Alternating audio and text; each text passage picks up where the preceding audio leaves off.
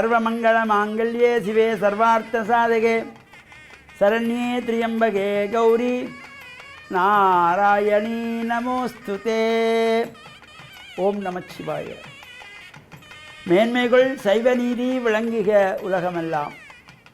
நோயற்ற வாழ்வே குறைவற்ற செல்வம். அந்த நோய் நொடிகள் இல்லாத வாழ்வு இந்த உலக மக்கள் எல்லோரும் வாழ வேண்டும் என்று கலியுகத்தின் காந்தமலை ஜோதியாகிய சபரிமலை சுவாமி ஐயப்பனுடைய திருவடிகளை சிறந்தாழ்த்தி டான் தமிழொலி ஓம் தொலைக்காட்சி நேயர்கள் அனைவருக்கும் சர்வதேச இந்து மத குருபீடம் அகில இலங்கை சபரிமலை ஸ்ரீ சாஸ்தாபுரத்தின் சார்பில் இனிய வணக்கங்களும் நல்லாசிகளும். இன்றும் மங்களகரமான விஸ்வாவசு வருஷம் வைகாசி மாதம் 7ஆம் நாள் 21/5/2025 புதன்கிழமை. இன்று மலர்ந்திருக்கின்ற இன்றைய பொழுதும் நம் எல்லோருடைய வாழ்விலும் எல்லா விதமான சிறப்புகளும் வெற்றிகளும் கிடைக்க வேண்டும் என்று நாம் இறைவனை பிரார்த்தித்து இஷ்ட தெய்வங்கள், குலதெய்வங்கள், பாரம்பரிய தெய்வங்களை வழிபட்டு பெற்றோர்கள், தாத்தா பாட்டி, அத்தை மாமா போன்ற வயதானவர்கள், மூத்தவர்கள், பெரியோர்களை வணங்கி நமக்கு வித்தைகளை கற்றுக் கொடுத்த ஆசிரியர்கள், குருவானவர்கள் அவர்களை வணங்கி அவர்களுடைய அன்பையும் ஆசியையும் பெறுகின்ற பொழுது எந்த நாளுமே நமக்கு நல்ல நாளாக அமைந்துவிடும். பெரியவர்களுடைய ஆசி கிடைத்தால் என்றுமே நமக்கு நல்ல நாளாக அமைந்து கொள்ளும். இன்று புதவாரம் என்கின்ற புதன்கிழமை. இந்த வாரங்களுக்குள்ளே ஒரு அபரிமிதமான சக்தியை தரக்கூடியது இந்த புதன்கிழமை. எந்த காரியங்கள் செய்கின்ற பொழுதும் புதன்கிழமையிலே ஆரம்பித்தால் அது ஒரு சிறப்பு. அதனால தான் பொன் கிடைத்தாலும் புதன் கிடைக்காது என்று சொன்னார்கள். அவ்வளவு அபரிமிதமான நாள் இந்த புதன்கிழமை. நாம் பொதுவாக இந்த சாத்திரம் பார்ப்பது, கைரேகை பார்ப்பது, ஜாதகம் பார்ப்பது தொடர்பாக சிந்தித்து வருகிறோம். இது யாரும் தவறாக எண்ணக்கூடாது. சோதிடத்தை சரிவர அறிந்து கொள்ளாமல் பிறருக்கு பலன் சொல்லக்கூடாது ஒரு சிலர் சொல்லுகின்றார்கள் என்பதனாலே தான் இந்த புரிந்துணர்வு மக்களுக்கு வர வேண்டும். சோதிடக்கலை என்பது ஒரு அற்புதமான கலை. ஏதோ எடுத்தோம் பார்த்தோம் என்று 5 நிமிடத்திலே பலன் சொல்லக்கூடாது, சொல்ல முடியாது. அதான் ஆறுதலாக ஆற அமர கணித்து பலன் சொல்ல வேண்டும். ஒரு ஊரிலே ஒரு ராஜா, அந்த ராஜாவுக்கு வயதாகின்றது. எனவே அடுத்த இளவரசனை தெரிவு செய்ய வேண்டும் என்கின்ற பொழுது இன்னும் ஒருவர் வந்து அந்த மந்திரியிடத்தில் சொல்லுகிறார், எனக்கு தெரிஞ்ச ஒரு சோதிடர் இருக்கிறார், அவரிடத்திலே ராஜாவுடைய ஜாதகத்தை கொண்டு போய் பார்ப்போம். பார்த்தால் இந்த உயிராபத்து இல்லாமல், அவருக்கு வயது மூப்பு இல்லாமல் ஆளுகின்ற ஒரு பலனை தருவார் என்று இந்த ஆசை வார்த்தைகளை காட்டுகிறார். மந்திரி இதனை ராஜாவிடத்திலே சொல்லுகிறார். ராஜாவுக்கும் பெரிய சந்தோஷம். அப்படியா, சரி, அந்த சோதரரை அழைத்து வா என்கிறார்கள். அந்த சோதரர் பெரிய ஆரவாரத்தோடு வருகிறார். வந்ததும் ராஜா எழும்பி மரியாதை செய்கிறார். சோதரரே, என்னுடைய பலனை பார்த்து சொல்லும். உடனே அவர் மேலே பார்க்கிறார், சோதரரை பார்க்கிறார். இப்படியே பார்த்து பார்த்து தட்டி தட்டி தட்டி தட்டி விட்டு, ராஜா, ஒன்றும் கவலைப்படாதீர்கள், உங்களுடைய இந்த அரண்மனை வளாகத்திலே வடக்கு புறத்திலே ஒரு குளம் இருக்கிறது. அந்த குளத்தடியிலே ஒரு மரம். அந்த மரத்திலே எப்பாவது இருந்துட்டு அது 5 வருடமோ 10 வருடமோ சொல்லுவார்கள், அத்தி பூத்தா போல் என்று. ஒரே ஒரு கனி வரும். அந்த கனியை நீங்கள் பாதுகாத்து எடுத்து சாப்பிட்டால் உங்களுக்கு மரணம் இல்லை. இவ்வாறு சொன்னதும் இந்த ராஜாவுக்கு பெரிய சந்தோஷம். உடனே சேவகர்களை அனுப்பி அந்த குளத்தை சுற்றி அவ்வாறு மரங்கள் இருக்கிறதா, ஏதாவது பூத்திருக்கிறதா, பிஞ்சு பிடித்திருக்கிறதா பார்த்து வா என்று அனுப்புகிறார். இந்த சேவகரும் அவருடைய அந்த குளத்தரைக்கு செல்லுகிறார்கள். 4 திசையிலும் பார்க்க செல்லுகிறார்கள். அங்கே அந்த ஊரிலே உள்ளவர்கள், அரண்மனையிலே பணி செய்கின்ற பணியாளர்கள் அந்த குளத்திலே தான் தினமும் நீராடுவது. அவ்வாறு இருக்கின்ற பொழுது போய் பார்த்து விட்டு வருகிறார். ஒரு மரத்திலும் அவ்வாறு ஒரு கனியோ பூவோ இல்லை என்று வந்து தகவல் கொடுக்கிறார். என்னுடைய தொடர்ச்சியை நாளைய தினம் சிந்திப்போம் என்று கூறி, ஓம் தொலைக்காட்சி டான் தமிழொலி நேயர்கள் அனைவருக்கும் சர்வதேச இந்து மத குருபீடத்தின் சார்பில் நல்ல ஆசிகளை கூறிக்கொள்வதில் மனமகிழ்வு கொள்கிறோம். சர்வே ஜனாக சுகினோ பவந்து, சமஸ்த மங்களான் சந்து. சுபம். உங்கள் அனைவரோடும் இருப்பதாக. கிறிஸ்துவினுடைய சீடர்கள் கிறிஸ்துவை பின்பற்றினார்கள் என்று நற்செய்தி கூறுகின்றது. இவர்கள் கிறிஸ்துவினுடைய வாழ்வில் அவர் மிகவும் சிறப்பான முறையிலே பணியாற்றி பெருமை சேர்த்து கொண்டவர். பலரும் அவருடைய வாழ்வினாலும் அவருடைய போதனையினாலும் சிறப்பான முறையிலே கவரப்பட்டார்கள். அவருடைய போதனையினுடைய உட்பொருள் இறை ஆட்சி. இறைவன் உங்கள் அனைவரையும் ஆட்சி செய்ய விரும்புகின்றார். அந்த ஆட்சி ஒரு புதிய யுகமாக இருக்கும். அந்த யுகத்திலே சகோதரத்துவம், மகிழ்ச்சி, அன்பு, மனநிறைவு இவைகளெல்லாம் நிறைவாக இருக்கும் என்ற ஒரு இலக்கை நோக்கி நாங்கள் பயணிக்க வேண்டும் என்று சொல்லி அறைகூவல் விடுக்கின்ற இயேசு அதற்கான விதைகளை அவர் விதைத்து கொண்டு சென்றார்.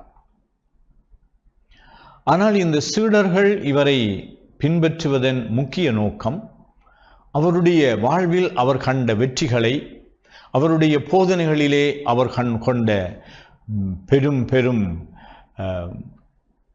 மகிழ்ச்சிக்குரிய, பெருமைக்குரிய நிகழ்வுகளை பார்த்தார்கள். அதனால் அடிமனதிலே ஒவ்வொரு மனிதருடைய உள்ளத்திலும் இருந்து எழுகின்ற பெரும் விருப்பு, ஆசை, நோக்கம், நான் யார், இந்த சமூகத்திலே என்னுடைய அந்தஸ்து என்ன, எவ்வளவு தூரம் நான் அதிகாரம் உள்ளவராக இருக்கின்றேன். எந்த ஒரு சாதாரண ஒரு சிறுவன் சிறுமி கூட தனக்கு கீழே தன்னுடைய ஒரு அதிகாரத்துக்குள்ளே தன்னுடைய தம்பியை, தங்கச்சி என்று சொல்லி யாரையாவது தான் சொல்லுவதை கேட்க வேண்டும் என்ற ஒரு இருமாப்போடு வாழ்வார்கள். இவ்வாறு பல நிலைகளில் இருப்பவர்களாகிய நாங்களும் அது சமய ரீதியாகவோ, சமூக ரீதியாகவோ, அல்லது அமைப்பு ரீதியாகவோ, வேலைத்தளத்திலேயோ, அல்லது எங்களுடைய அன்றாட வாழ்க்கை சூழலிலேயோ நாங்கள் எப்பொழுதும் அதிகாரம் உள்ளவர்களாக அடுத்தவர்களை நாங்கள் அடக்கி ஆள வேண்டும் என்ற ஒரு விருப்பம். என்னுடைய சொற்படி நீ நட, என்னுடைய எண்ணத்தை நீ நிலைநாட்ட வேண்டும், என்னுடைய திட்டத்தை நீங்கள் எல்லோரும் சேர்ந்து நடைமுறைப்படுத்த வேண்டும். இப்படியான ஒரு போக்கு மனிதர்கள் மத்தியிலே இருக்கின்றது. நாங்கள் எல்லோரும் நான் யார் என்று சொல்லுகின்ற பொழுது எனக்கு ஒரு அந்தஸ்து, பெருமை, எனக்கொண்டொரு சிறப்பு இருக்க வேண்டும் என்று விரும்புவது இயல்பானது. ஆனால் அதை அளவுக்கு மீறி வலியுறுத்துகின்ற பொழுது அடுத்தவர்களுடைய சுதந்திரத்திலே, அடுத்தவர்களுடைய வாழ்விலே நாங்கள் தலையிடுகின்றோம். அதனால் அவர்களை நாங்கள் அடிமைப்படுத்தலாம். ஆனால் கிறிஸ்து தம்முடைய சீடர்களை வரவழைத்தது அவர்களை அடிமைப்படுத்துவதற்கல்ல, மாறாக அவர்களுடைய வாழ்வை வளமாக்குவதற்காக, அவர்கள் இறைவனை கண்டுகொள்ள வேண்டும் என்பதற்காக, இந்த இறை ஆட்சியிலே அவர்கள் பங்கு கொள்ள வேண்டும் என்பதற்காக, அவர்களுடைய எதிர்காலம் சிறப்பான முறையிலே இடம்பெற வேண்டும் என்பதற்காக, இப்படிப்பட்ட இயேசுவினுடைய அன்பான அழைப்பை நானும் நீங்களும் இன்று கேட்போம். இந்த இயேசு எப்படி எங்களுடைய சுதந்திரத்தை மதித்து எங்களுடைய வாழ்வை வளமாக்குவதற்கு தன்னுடைய போதனையை தந்து கொண்டிருக்கின்றார், வழிகாட்டுதலை தந்து கொண்டிருக்கின்றார், அவர் எங்களுக்கு ஒரு முன் உதாரணமாக இருக்கின்றார் என்று நாங்கள் வாழுகின்ற சூழலிலே இந்த இயேசுவை நாங்கள் பின்பற்றுகின்ற பிரமாணிக்கமுள்ள சீடர்களாக அன்றாடம் எங்களுடைய சமையலிலேயோ அல்லது எங்களுடைய தொழிலகத்திலேயோ அல்லது எங்களுடைய அன்றாட வாழ்க்கையின் சூழலிலேயோ எந்த தொழிலை செய்தாலும் எந்த விதமான வேலைகளிலே நாங்கள் ஈடுபட்டாலும் கடமைகளை செய்து கொண்டிருந்தாலும் அனைத்திலும் இந்த இயேசுவை நாங்கள் பின்பற்றுகின்றோம் என்ற அந்த உயரிய நோக்கம் எங்களுடைய அடிமனதிலே இருக்கட்டும். ஆண்டவர் இயேசுவினுடைய பிரமாணிக்கமுள்ள சீடர்களாக இந்த நாளிலே நீங்கள் வாழ்வதற்கு இறைவன் உங்களுக்கு அருள் கூறுவாராக. ஆமீன்.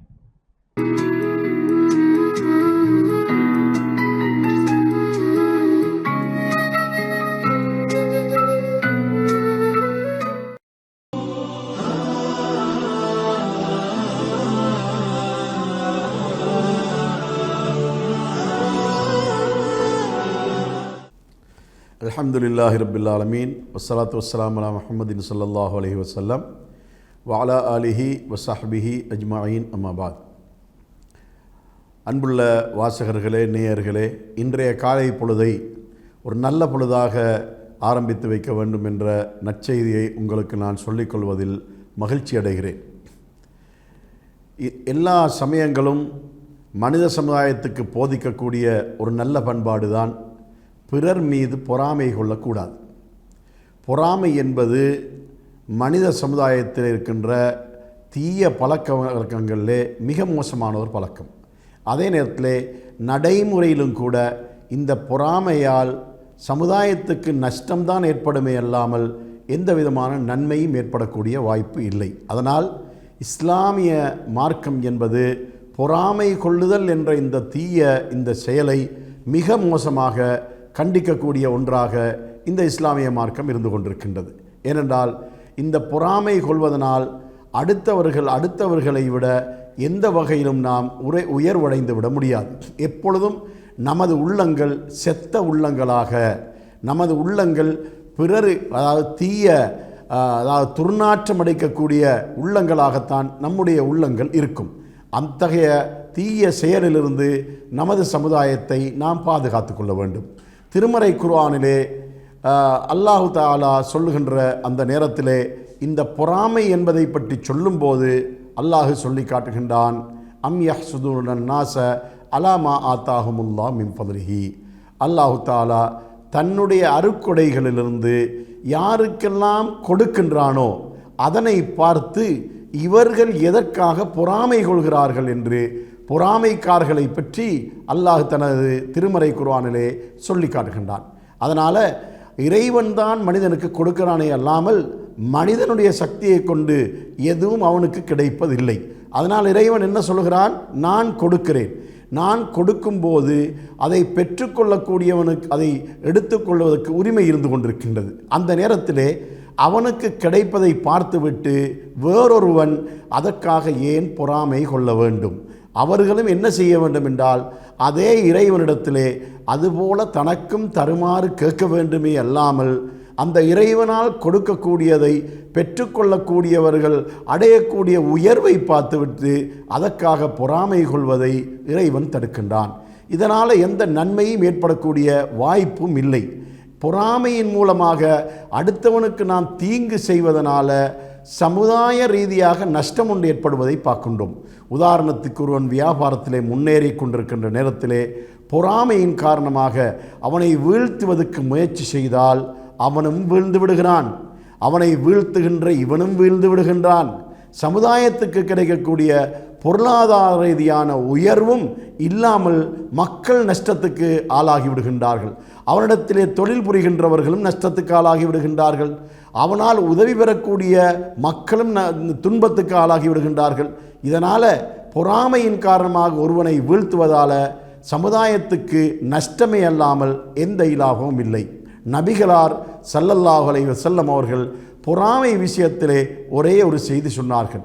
அதாவது 2 விஷயத்தில் மட்டும் பொறாமை கொள்ளலாம், அதை தவிர வேறு எதிலும் பொறாமை கொள்ளக்கூடாது என்று சொல்லிவிட்டு அந்த 2ஐயும் சொன்னார்கள்.